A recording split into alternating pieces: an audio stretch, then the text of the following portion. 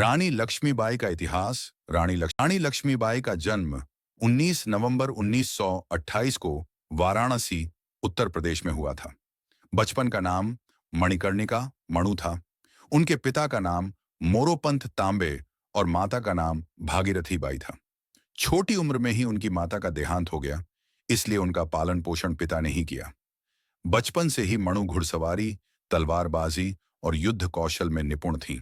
विवाह। मणिकर्णिका का विवाह झांसी के महाराजा गंगाधर राव से हुआ और विवाह के बाद उनका नाम लक्ष्मीबाई रखा गया। विवाह के कुछ वर्षों बाद उनके पुत्र का निधन हो गया।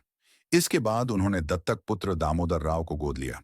झांसी और अंग्रेजों से टकराव। ब्रिटिश ईस्ट इंडिया कंपनी ने लैप्स की नीति, डॉक्ट्रिन ऑफ लैप्स, लागू की, जिसके अनुसार दत्तक पुत्र उत्तराधिकारी नहीं माना जाता था। इस नीति के तहत अंग्रेज झांसी को हड़पना चाहते थे, लेकिन रानी लक्ष्मीबाई ने इसे स्वीकार नहीं किया और झांसी की रक्षा का संकल्प लिया। 1857 का प्रथम स्वतंत्रता संग्राम।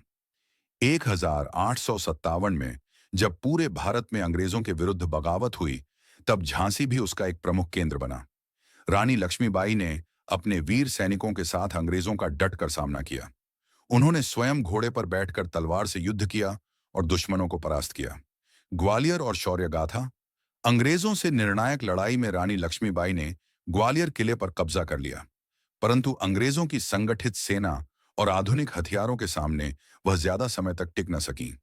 18 जून 1858 को ग्वालियर के पास कोटा की सराय में युद्ध करते करते वे वीर गति को प्राप्त हुईं।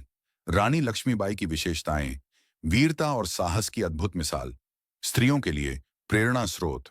झांसी की रानी के नाम से प्रसिद्ध उनका नारा, मैं अपनी झांसी नहीं दूंगी। रानी लक्ष्मीबाई भारतीय स्वतंत्रता संग्राम की प्रथम वीरांगना मानी जाती है।